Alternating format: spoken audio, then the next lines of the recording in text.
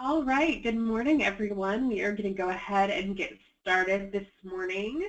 I want to first and foremost apologize if my voice is kind of crazy this morning. I'm recovering from a pretty intense cold, so I may be a little sniffly on the line today. I wanted to also let you know that this webinar will be recorded, so if you would like a link to the recording, let me know after the webinar. It should be up probably this afternoon for me to be able to link you to it, so you can share it with staff if that's something that you would like to do. I would also let you know that if you look under the little handouts section of your webinar dashboard, which should be on the right side of your screen, you will see two handouts. One of them is a copy of the PowerPoint that I will be using today, and the other one is your certificate for attending this webinar. If you need a certificate, please make sure to download it at some point during the webinar before we end today, because we will not be sending them out via email any longer. If you have done webinars with us in the past, you know we used to follow up the webinars with a certificate email, and now we have the capability of letting you all download them as needed.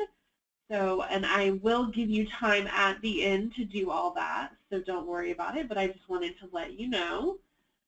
And if you have any questions throughout the webinar, please don't hesitate to ask me in the chat box, and I will answer them for you as you go along. Today, we are going to be talking about sexual assault crisis response, communication, intervention, and advocacy. This webinar is particularly good for newer or less experienced advocates. It may be a bit of a review for some of you who have been in the field for a while. We are going to talk about crisis intervention, ways to support survivors of trauma, and how to use a more victim-centered approach within our roles as advocates or as helping professionals as we work with survivors.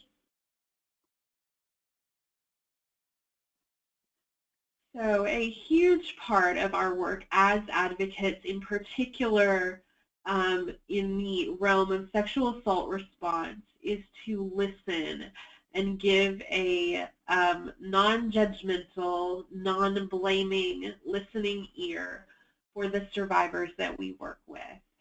So I think this is an important quote to remember, that it not only takes a great deal of courage for the survivors that we work with to speak their truth and disclose what has happened to them. It also takes a great deal of courage as an advocate, day in and day out, to listen to these really difficult stories and to do this really challenging but really important work. So a reminder to take care of yourself and make sure that you are indulging in a little self-care and a little balance in your life so that you can really continue to do the caliber of work that we're doing. Individuals who've experienced trauma, and in the trauma scale that includes domestic violence, sexual assault, rape, all of those things are included in this trauma mode. They are more likely to attempt or commit suicide, more likely to experience depression, problems with work, to use injectable drugs, to develop STDs and alcoholism. Individuals who experience sexual violence in particular are also more likely to experience reproductive health issues, to experience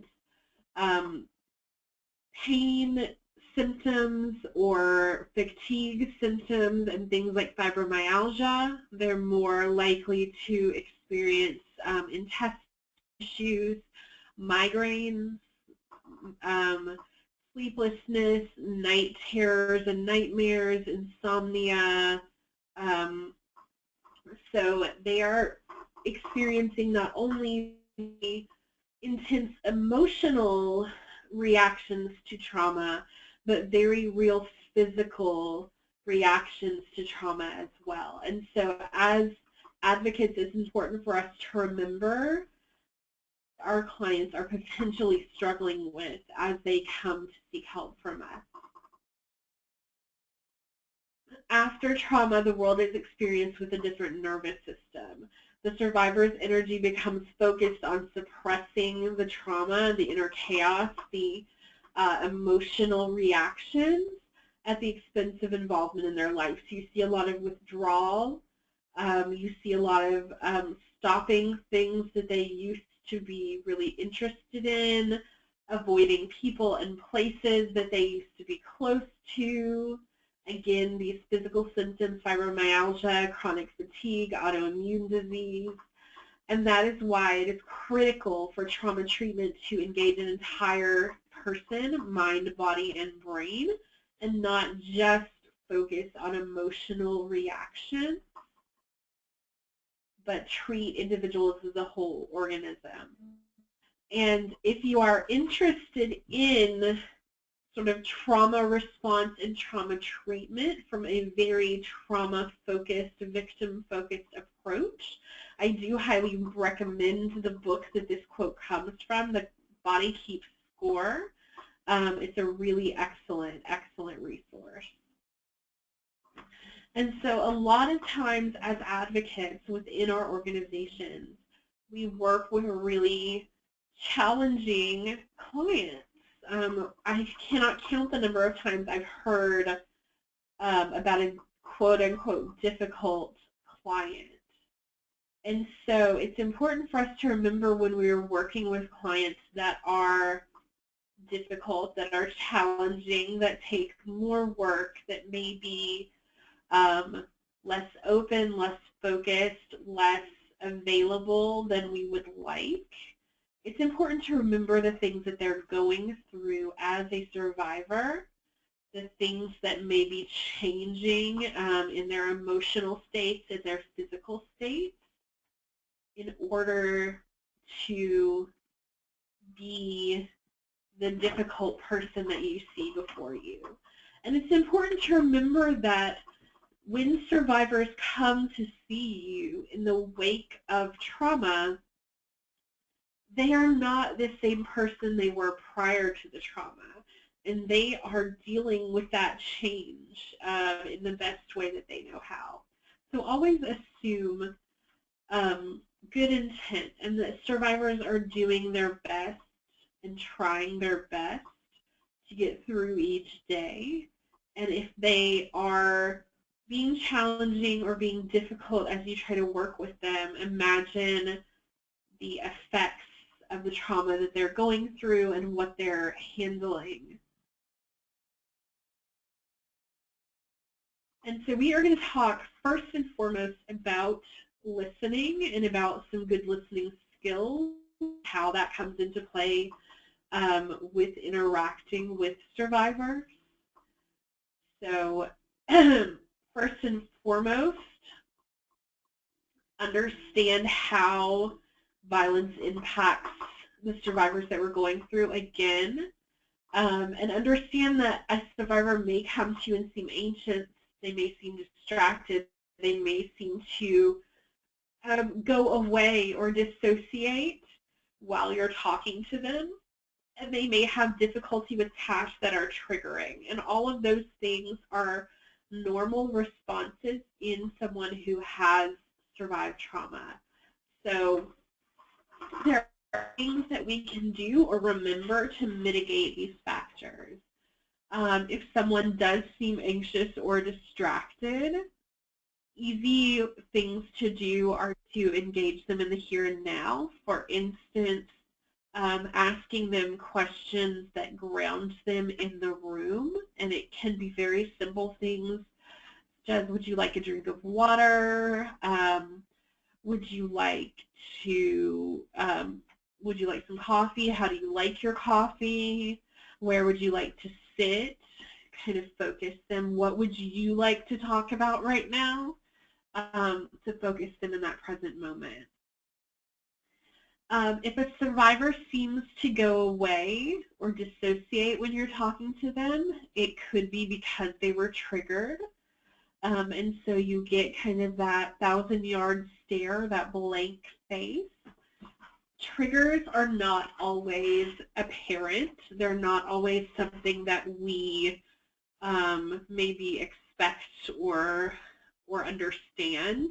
You know, a lot of us can understand being triggered in the wake of having to tell a story of trauma or hearing about a story of trauma or seeing graphic images or maybe seeing or hearing from our attacker or our abuser. But there can be things that are triggering to survivors of trauma that we don't necessarily think of. For instance, a particular color, a particular sound or smell, a particular sequence of words. Someone could be triggered by the scent of the cologne that their attacker was smelling. Somebody could be triggered by a particular song or noise. For instance, if something was playing in the background while they were being assaulted, they could be triggered by that sound.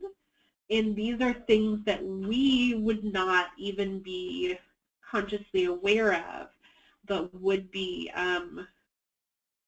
hyper triggering to a survivor, and we may not understand in that moment. So just being aware that that's possible. And maybe if you know that you're working with a survivor who has, you know, been triggered frequently or is struggling with triggers, have a conversation with them about what that looks like with them, what behavior they exhibit when they're triggered. Are they, you know, do they startle? Do they dissociate? Do they cry? What do they get angry? What does that look like? And how they can best be calmed down. You know, we can practice breathing techniques or grounding techniques that I'll talk to you more about later, and what can we do to bring them through that situation.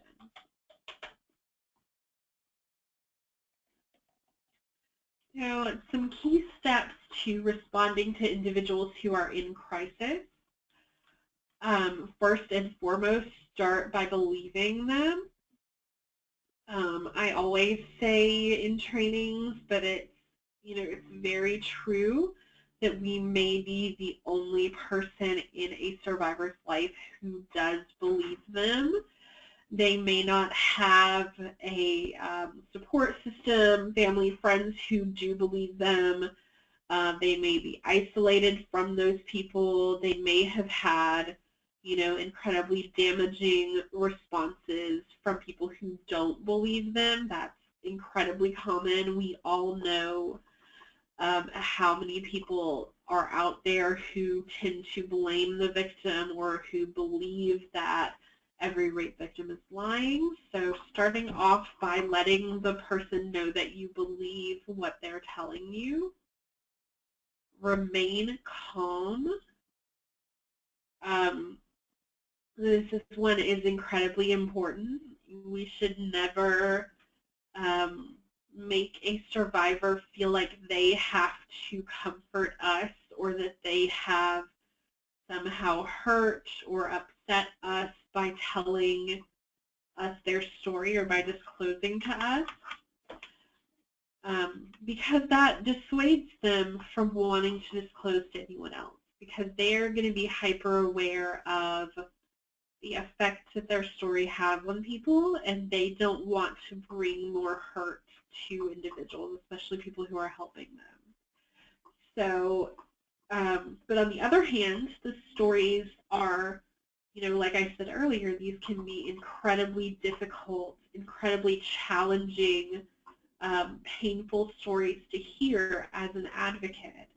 So make sure that you are, you know, being aware of your own responses, that you're taking care of yourself.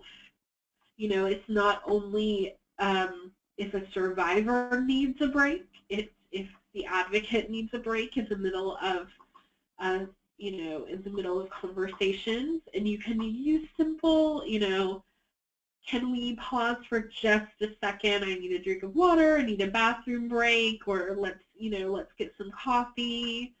And give yourself a second and make sure that you have a good support system, within your organization, within your team or your office to really workshop and talk out these difficult cases with. And it's said that every good therapist has a good therapist. So don't feel like it is a failing for you to reach out for that kind of help. Making sure that you have someone that you can talk to about the trauma that you hear every day so that it's not sticking with you. It's incredibly important. Affirm the survivor reaching out for help.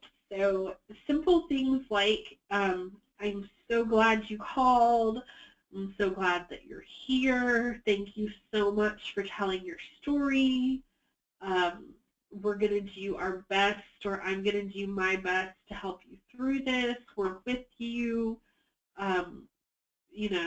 All of those affirmations they seem simple, they seem kind of cliched, but they're very important to really affirm that the survivor has made the right decision and that they're in a place where they can get help.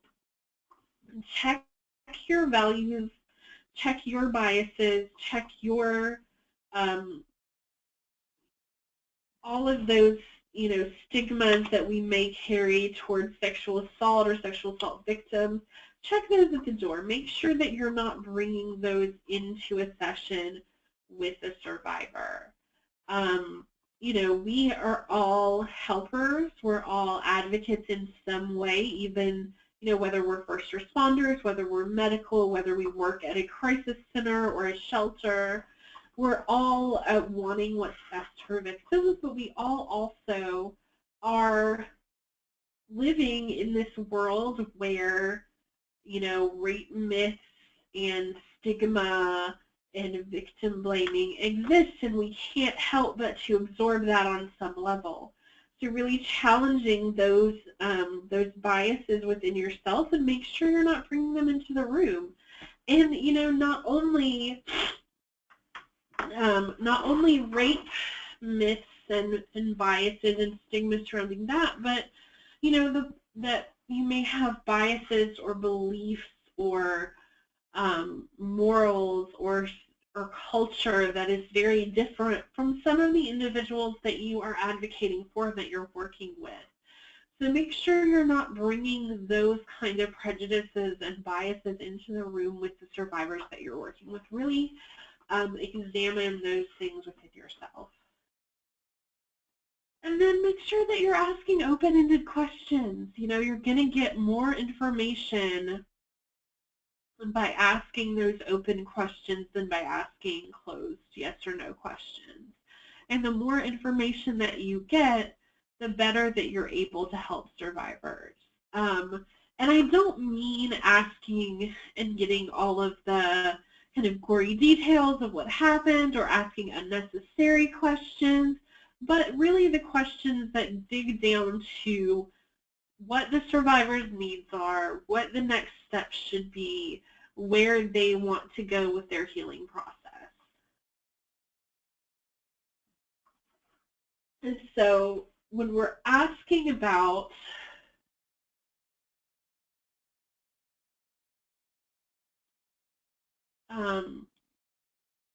so Kelsey says that my sound is breaking up a little. I'm sorry, dear. I'm not sure if it's just on your end or if it's with everybody. You're the first one to say it.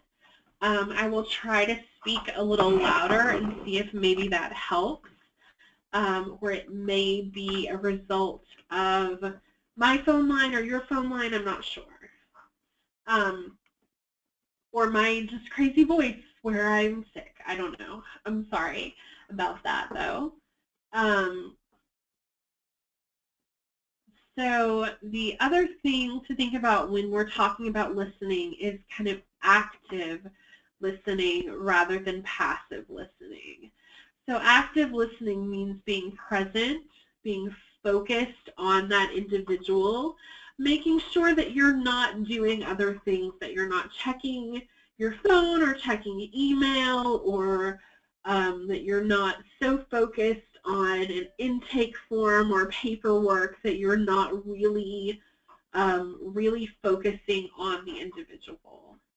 Observing their body language, so you want to be hearing content, feelings, and body language, because all three of those come together to inform a whole picture. So if you are, for instance, we all know that it's much more difficult to understand nuance of speech and of joking and playfulness through text messages or email, because we don't have the ability to listen for feelings and tone of voice, and we also don't have the ability to observe body language. So when you are in person with someone, really make sure you're watching body language, you're hearing the content of what they tell you, but you're also hearing the tone, the body language. All of those things will tell you more about how the person is feeling, maybe give you a little warning before they get overwhelmed or before they get triggered. If you're talking to someone on the phone, on a hotline call, you're not going to get that body language, but you still can listen to the tone of the voice and hear the feeling behind that tone and not just content. Paraphrasing is a great tool. It is an excellent way to really clarify what someone is telling you, especially if you may feel like you're not on the same page as what a client is asking you to do or asking you to help them with. We all have different communication styles, and sometimes we may not mesh necessarily. So really paraphrasing what someone is asking for, saying things like, you know, what I hear you say is that you are most concerned about your kids and making sure they stay in the same school system that they're in and not disrupting their lives. And the client can either agree with you, yes, exactly, that's my first and foremost concern, or they can have the opportunity to correct you and say, you know, I am concerned about that, but my primary concern is that, you know, in keeping them in the same school system, are they going to be in danger, or am I going to be in more danger, and how is that going to look?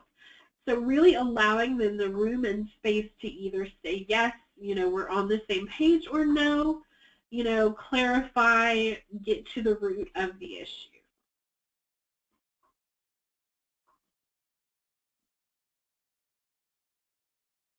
So some more tips about listening and interacting with clients.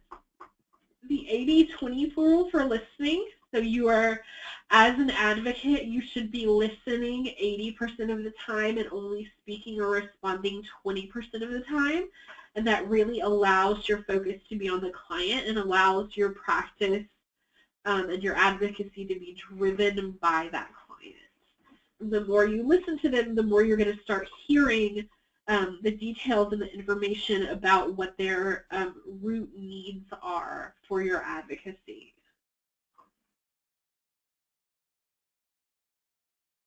Offer choices whenever possible. We may have certain situations where we can't give them 1,000,001 choices about what they would like to do next, but whenever possible, we want to offer survivors choices. We want our practice to be survivor-led and survivor-centered, and that means that we are offering them the next steps and letting them decide where they're healing and where they're reporting and disclosing and where their process goes next. And what that looks like is, you know, offering choices as simple as where would you like to sit, or what would you like something to drink, up to as complicated as here are our options for next steps. Here are our options for housing. Here are our options for reporting or for sane exams or whatever it is, and letting the person make those choices on their own and supporting them for whatever choices they make. Survivors and any person is not going to always make the exact choices we think are best for them, but the point is allowing them power and control over their lives. Silence is okay. We don't always have to be filling that silence with something when we're working with a survivor. As humans, we like to hear ourselves speak. We like to hear the sounds of our own voices, and we like to jump in and try to rescue people, and that's part of our nature. But allowing people time to be silent, to gather their thoughts, to get themselves together, to reflect on the moment is okay. We don't always have to try to fill that. We already talked about the paraphrasing trick. Avoid why questions, so things like why didn't you scream, why didn't you run, why didn't you report sooner, why didn't you leave, why didn't you call the police, why didn't you go to the hospital. All of those questions, while they may seem pertinent to you, are very blaming and are going to sound very blaming to any victim. So better things to ask are, instead of asking,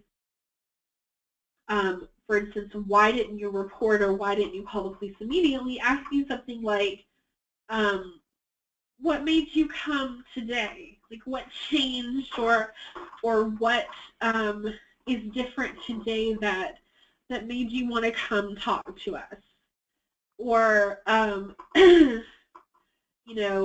instead of asking why aren't you, why don't you want to report to law enforcement, asking, how can we make you feel safe to report, or what do you want to do next? What looks good to you in this process?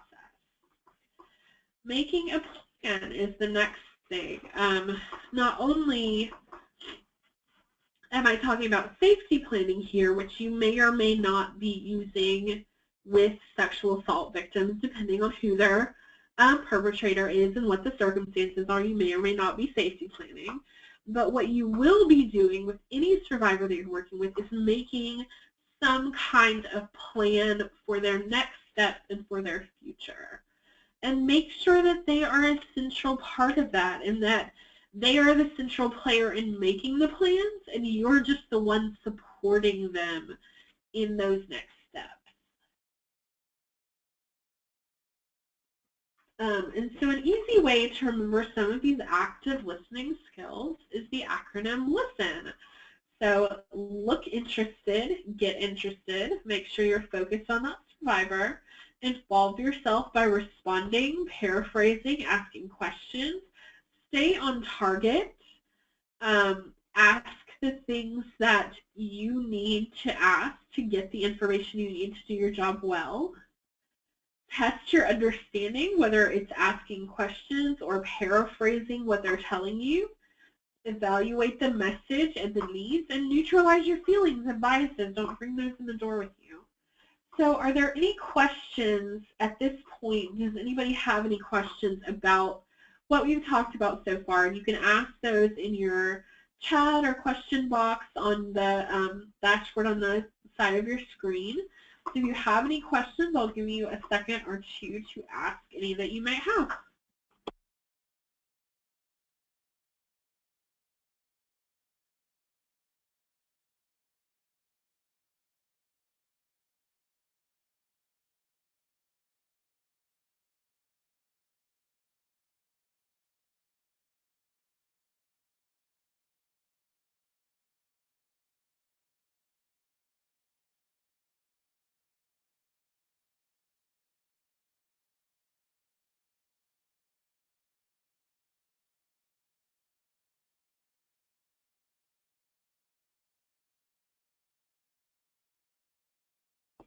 Hey, Latoya has a really, really excellent question. And her question is, in regards to triggers, if we notice a survivor or victim is experiencing a distraction or trigger during a conversation or session, is it recommended that we not discuss the trigger, or that we talk through it with them?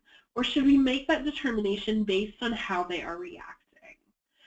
So I think you want to make that determination on a case-by-case basis.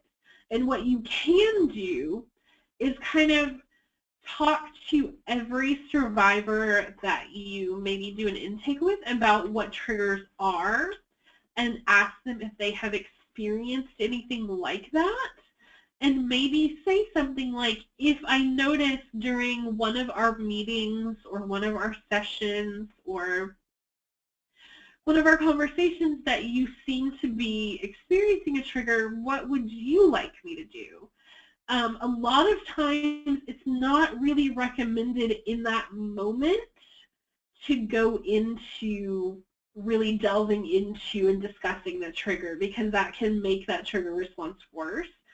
What I would suggest on a general basis, this may not work for every person, but what I would suggest generally, if you haven't had the trigger conversation with that client and don't know for sure what they might want to do about it, what you can do is walk them through. If you see them getting upset, if you see them getting triggered or distracted during a session, you might want to walk them through a breathing exercise. And you can just say, you know, hey, I noticed that you seem to be kind of upset or distracted. I've had a really long day too. Do you want to do, you know, there's this exercise that I know to do that usually really helps me to kind of calm and be grounded. If I get upset or triggered, would you like to walk through that with me? And there are a couple of different exercises that you can do. A breathing exercise is typically the easiest one to do with a survivor if you have not had the trigger conversation with them.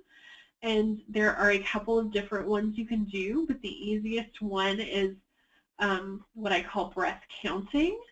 So essentially what happens with that one is that you lead them through a series of breaths from 1 to 4. So what that looks like is you breathe in to a count of 1, breathe out to a count of 1, breathe in to a count of 2, breathe out to a count of 2, breathe into a count of 3, breathe out to a count of 3, breathe into a count of 4, breathe out to a count of 4, and then you go back down. So breathe into a count of 3, out to a count of 3, into, out to, and you can go up and down several times through your count. And they're focusing on controlling that breathing and matching it to your counts. Then they are going to be grounded in that present moment and you know, move away from that trigger response. The other thing you can do if someone, if you've had the trigger conversation with someone and you are, and they are experiencing a pretty severe trigger response, is a sensory exercise. It's very simple, and it's essentially you go through each of the 5 senses and you say, tell me 3 things that you can smell in the room. So, you know, my 3 things might be my tea, the candle that I have on my desk, and the air freshener in the hallway. Tell me 3 things that you can see in the room. I can see a lamp, I can see my laptop, I can see my planner. Tell me 3 things that you're touching right now. I'm touching my chair, I'm touching the floor, I'm touching my desk.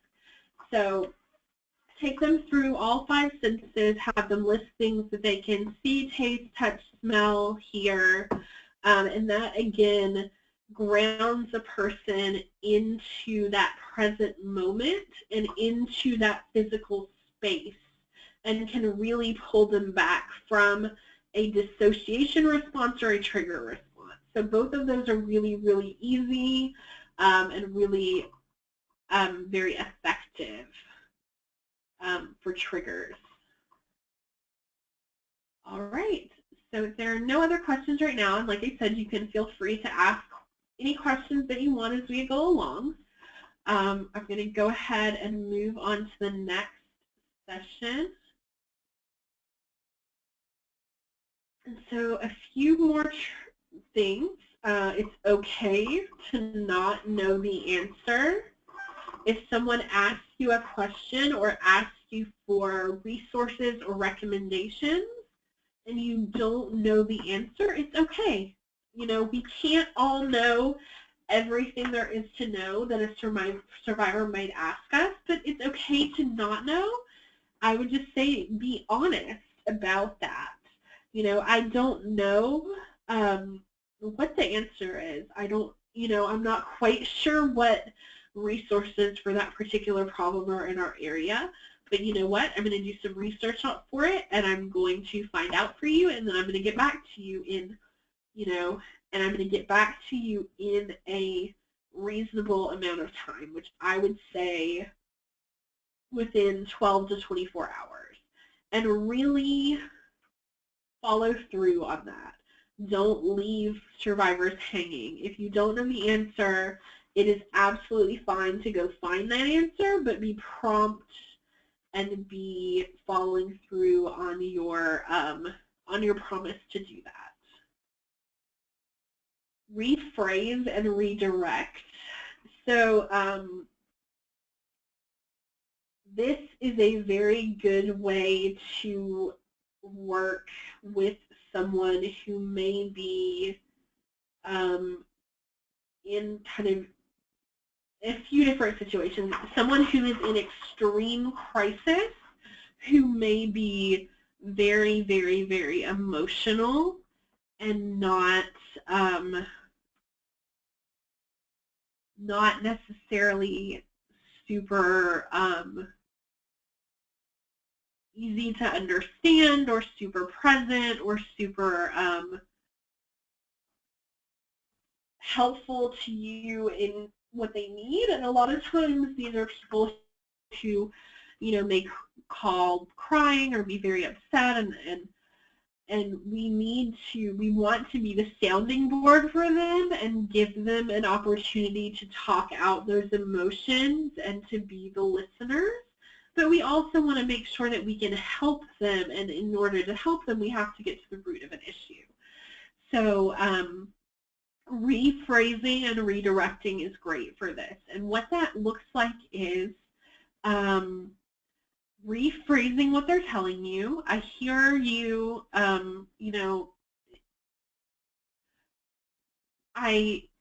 what you're telling me is this, and that sounds so upsetting, and I can imagine how hard that would be. What can I do for you, and what can I help you with right now? What can we do right now? Or what I hear you saying is, this is, really upsetting, and that sounds terrible, and it sounds like the root of your problem is this, and how can we help you with this? So, what I hear from you is that not only did you experience this horrible trauma, but now you haven't been able to go to work, and if you can't go to work, then you can't pay your rent, and your landlord is threatening to evict you, and that I cannot imagine the stress and the fear that you must be feeling right now. Let's talk about how we can solve this problem. What can we do? What can our next steps be? And you may have to do it a few times before someone will really focus on, let's talk about how we can move forward. But it's a really great tool. Again, remain calm, remain in control. If you have someone who is in complete and utter emotional crisis, who is calling your hotline or coming into your organization, the best thing that you can do for them is to be a really calm anchor in the middle of the storm of their emotions that's happening. So what you can do is keep your voice calm, keep your voice soothing, keep validating their emotions of what they're telling you, keep rephrasing and validating and directing them to, what can I do for you, and what can I help you with right now? What are our next steps? What are our immediate needs? and understanding that you are going to mess up. You know, you are going to mess up. It's going to happen. You're going to say the wrong thing, or you're going to drop the ball on getting back to someone with an answer, or, you know, because we're all human, we're all fallible, and these things happen. And our next step then, you know, in the reality of the fact that we are going to mess up, if we have messed up, our next step is to own that and apologize sincerely for that and keep doing our best work in order to make it up to that person. You know, our clients by and large are incredibly forgiving, are incredibly understanding that everyone has fallible moments, as long as we are honest and forthcoming about those moments. So as long as we are able to say, you know, I messed up, you know, I was just having an off day and I dropped the ball on this for you and it's my fault and I'm so sorry, but I am going to fix it and here's what we're going to do. So own up to those and you'll be fine. Everyone messes up. So prank callers, abusers who call you, and how do you deal with that? Besides smashing your phone with a hammer, because that's probably not the best response. So the best way to do this is to, first of all, make sure that you have a confidence in understanding victim behavior and what that looks like when individuals call and what kind of red flags are for someone being an abuser or a prank caller. We get those on hotlines a lot, especially for you poor people who do the overnights on hotlines. I used to be one of you, and I am sorry. So again, going back to rephrasing and redirecting and what can I help you with right now. So a lot of times with prank callers, it's people that really either you get the heavy breathers, which you can just toss aside, but a lot of times what you see is people who want some sort of like sexual gratification from calling and telling some kind of really illicit story. And usually you can tell pretty quickly that that's the case, and a lot of times these people happen to be repeat callers, so they're the same people that are kind of calling over and over and over again with maybe different stories each time. And the great thing is to use the rephrase and redirect and what can I help you with now. So for instance, if it is someone calling and telling you some kind of illicit, terrible story, you know, rephrase, redirect. That sounds really hard. I'm sorry you went through that. I can pass along your name to our therapist and have our therapist contact you tomorrow and see if you would like to do support group. And a lot of times these people are going to hang up. They don't want your therapist to call them. They don't want to go to support group. You're not, you know, fulfilling what their fantasy or what their need is for calling you, and they'll hang up. And a lot of times you will also get abusers who call and say things like, you know, well, it was really her fault or his fault that this happened, or I heard that you were an organization that helps sexual assault victims, and, you know, I'm wondering what that even means because everyone's a liar, and these things are that. What can I help you with right now? I'm sorry you feel that way, but what can I do for you right now? How can I help you right now?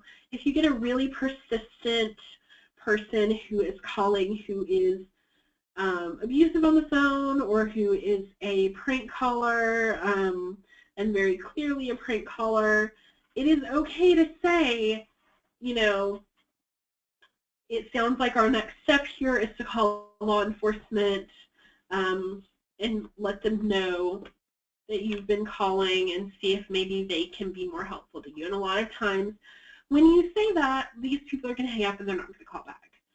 And it's okay to say that, because we don't need abusive people or prank callers taking up the time on our hotlines for individuals who truly need our help. And so remembering then, and getting kind of back focused on victims, remembering that our reactions make a difference to each and every person that we work with and that we touch as advocates. And so this is just another great acronym to remember when we're talking about listening and working with clients. That is gathering our attention, focusing on the client, recalling your intention and motivation. If you're hearing a really hard story and you're having a really bad day and it's just a really tough client, recalling why you do this work and why you're here and why you are an advocate and what your organization's mission is, and all of those things can be incredibly helpful in continuing to keep your composure and do your best work. Attuning to yourself and the client, so again, thinking about how you're feeling and if you need a break, and then watching that client's body language and listening to emotion behind the tone and being aware if they need a break as well. Considering what will serve the client, ask those questions which will serve them and help you do your job, not those questions which are just to say your curiosity.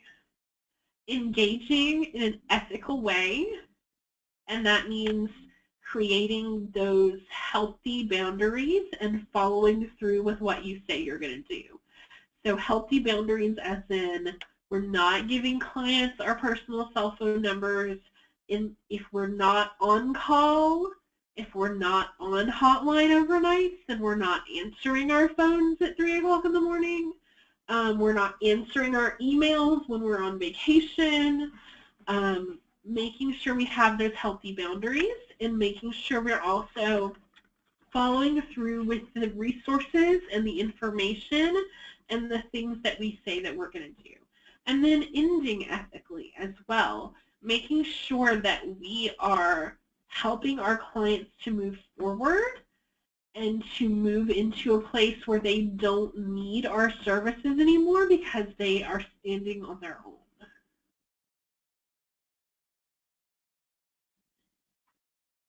Research finds that victims who work with advocates or anyone who's advocating for them, whether it's a caseworker, a victim advocate, a therapist, a first responder, someone who works with an advocate who is positive and supportive, experience less distress, less negative outcomes like self-blame, suicidality, guilt, depression, and they are less reluctant to seek further help. So they're less reluctant to maybe go to support group.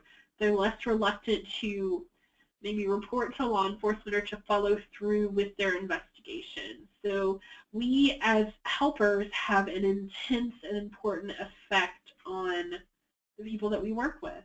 And victims who receive reactions from advocates or helpers that they consider hurtful may be better off receiving no support at all than receiving those hurtful reactions.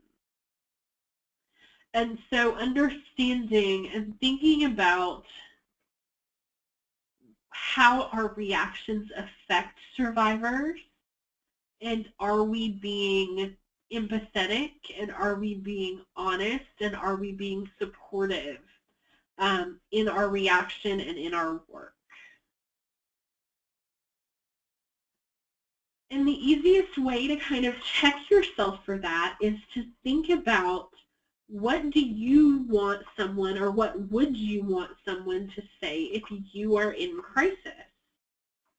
What would you want someone to say to you? How would you want someone to support you? And taking that empathy into each of our interactions with our clients.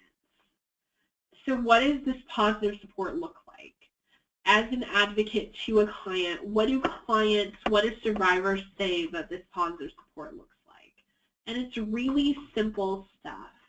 Receiving emotional support, being listened to, not being blamed, encouraging someone to talk about the assault if they want to talk about it. You know, some survivors may not be ready to talk about it, but some may really want to have that conversation and not have anyone there in their life that maybe allows them to get it out. So they need that sounding board.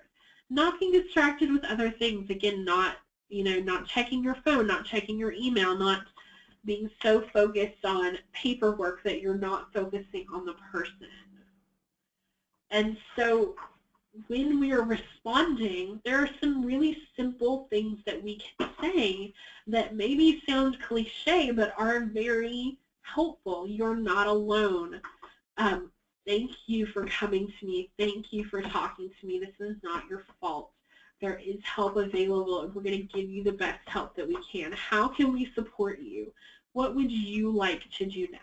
What are you concerned about? What are you worried about? What are you focused on? And how can we help you work through that and move through that?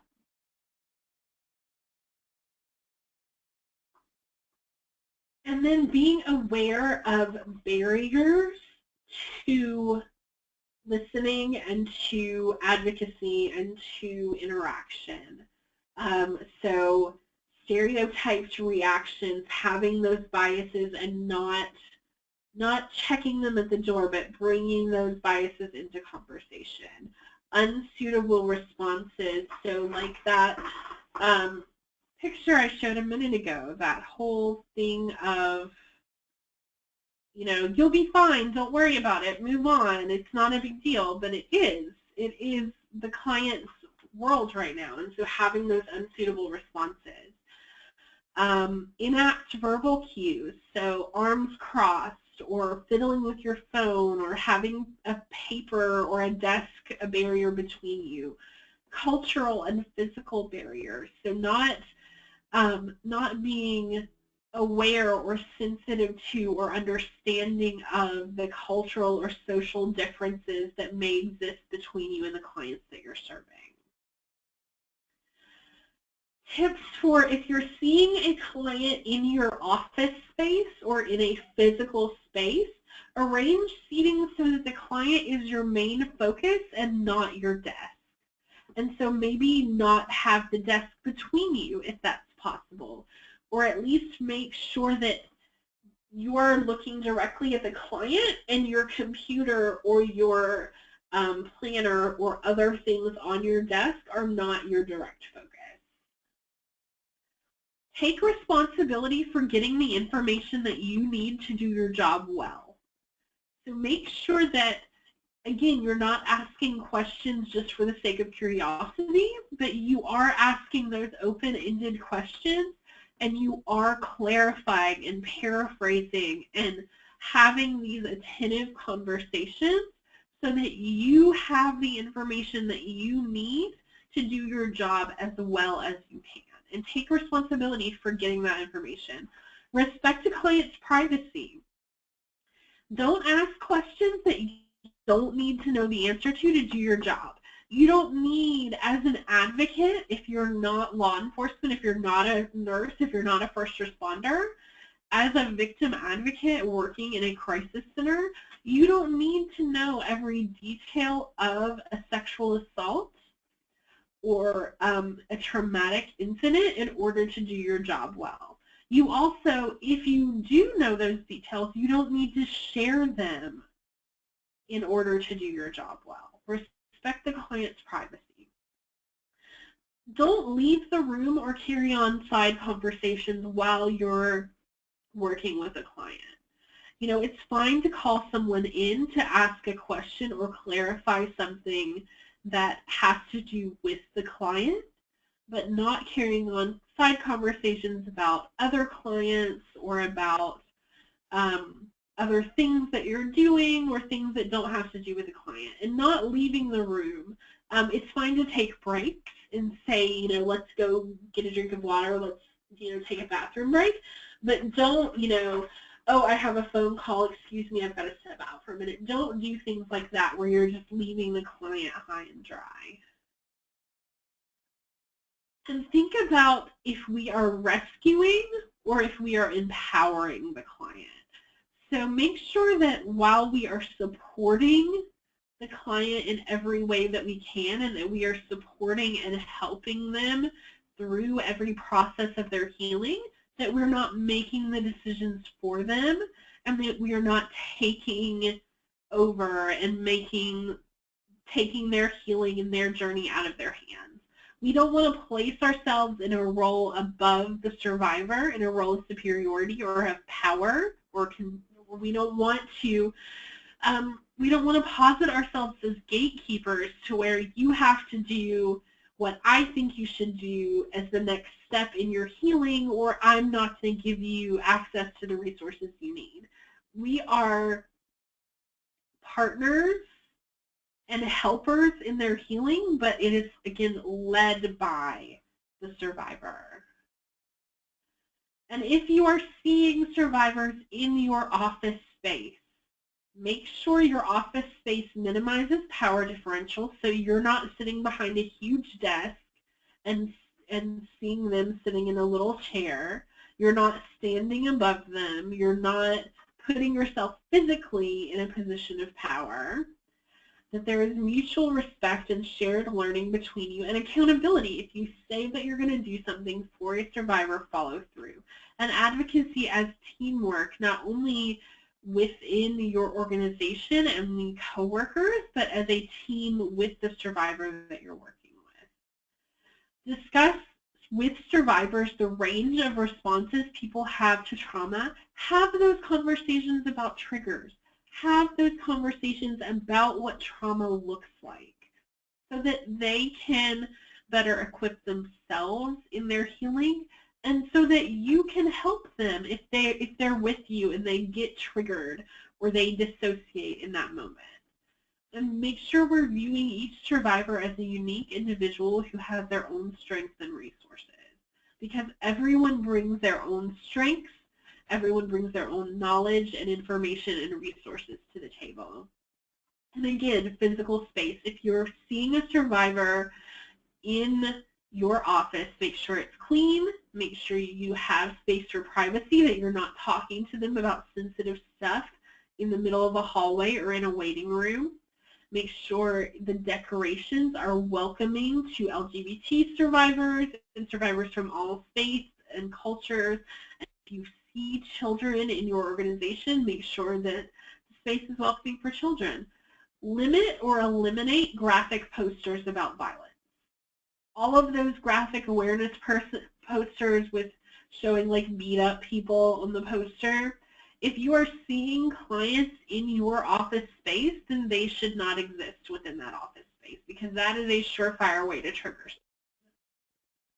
So again, think about, is your agency physically accessible? Do you have ramps?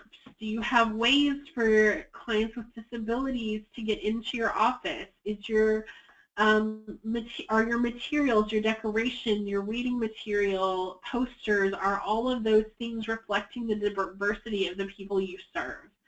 Does your space feel welcoming? When you ask questions about culture, about gender identity, about ethnicity, about sexual orientation, do you give them room to decide how to respond? For instance, when you ask survivors about gender, is it a male and female checkbox, or is it open to where they can respond how they want to respond? And are staff members trained to be culturally inclusive? And so think about the survivors that we're serving and how different parts of their story about how their age, their gender, their race, their sexual orientation, the language that they speak, their religion, their immigration status, how all of those things make up the whole individual and can affect how they experience trauma and how they're healing from that trauma and what their fears are and how we can safety plan and how we can best help and serve them, and what may impact them culturally and socially in a larger scale. So a quick refresher, we want to take an inventory of the situation when someone calls or comes in, identify the type of crisis, take action, and reassure the client. Once the client is calm, if they're in crisis, identify community resources. Think about what the next step is. Document events, but maintain confidentiality, which means you're only writing down what you absolutely have to, because those records can be subpoenaed. So anything you write down can be subpoenaed and used in court. And so think about if we are being empathetic and if we are being survivor-focused and survivor-led in each of our practices. Does anybody have any questions as we wrap up?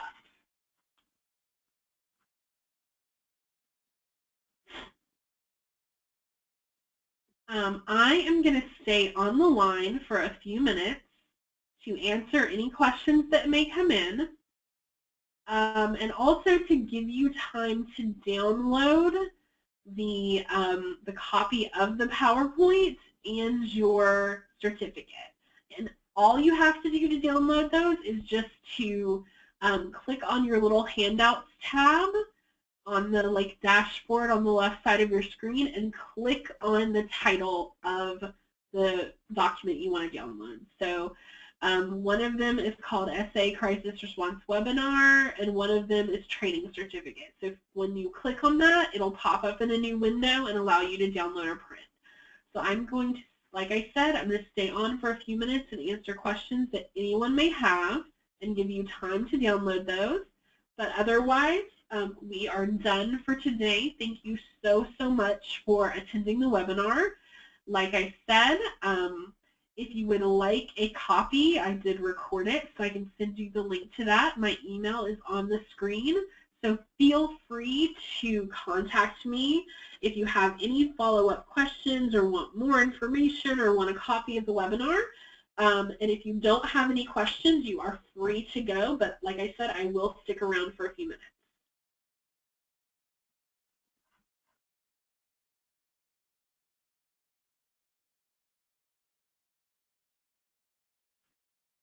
Sherry, how is the best way to handle a sexual assault victim who has attempted suicide?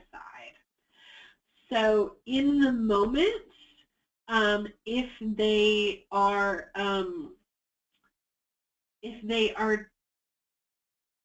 calling you in crisis and are talking about suicide in the moment, it is always best to treat those threats very seriously. So it may be contacting mobile crisis, it may be talking to them about potentially going to the hospital or coming in for a session with you, but treat those threats and those suicidal thoughts very, very seriously. If someone who has already made a suicide attempt in the past, what I would say to you is, number one, that's very common. Survivors have a much higher rate of attempting suicide. And so you really just want to treat anyone who has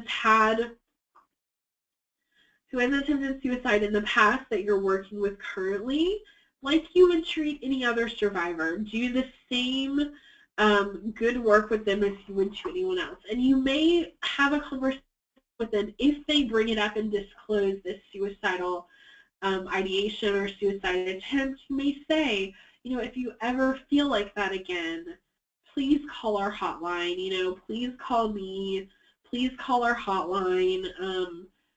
Definitely give them the hotline number, because that's something that's 24 hours and that they can call at night or on weekends if they're feeling like they're in crisis. So you may definitely give them, but you know, tell them that they have someone to call, or give them give them information about other other resources you have in your area.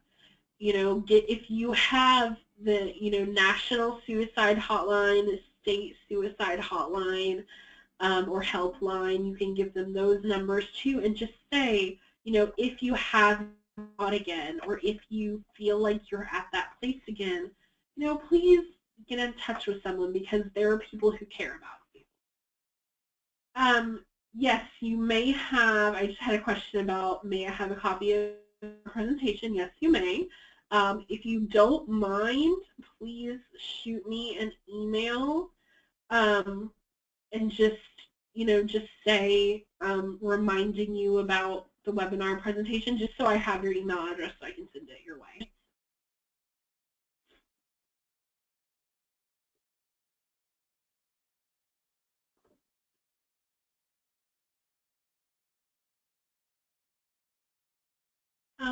And how do we, and I may have already answered this, but I'm going to talk a little bit if I haven't, Sherry. How do we work with someone after a suicide attempt with regards to the sexual assault? Continue working with them the same way that you were before, working with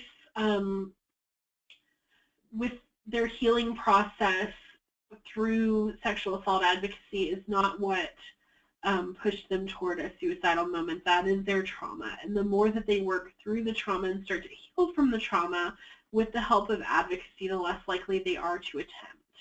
So you don't have to feel like you have to walk on eggshells with someone who has made an attempt.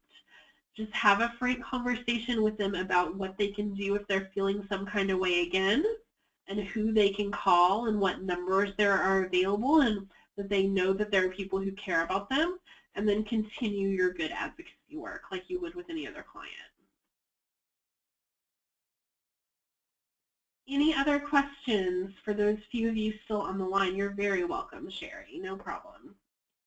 And as I said, please feel free, if you think of questions later that you have not asked or that you may not want to ask with the whole group, you can feel free to email me and I will get back to you as soon as I am able.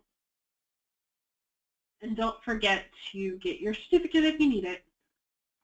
I'm going to stay on the line for 1 more minute to make sure everybody has time to get their certificates and ask questions.